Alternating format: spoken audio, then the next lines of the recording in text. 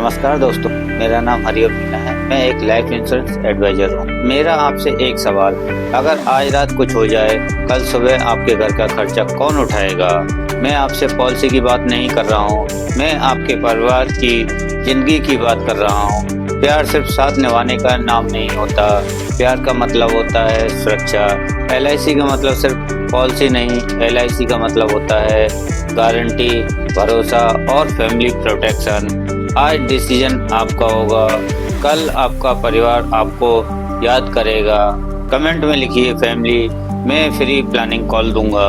यदि आप हमारा ये वीडियो पहली बार देख रहे हैं तो वीडियो को लाइक करें, शेयर करें एंड चैनल को सब्सक्राइब जरूर करें। अधिक जानकारी के लिए आप हमें संपर्क कर सकते हैं। नीचे दिए गए लिंक पर क्लिक करें।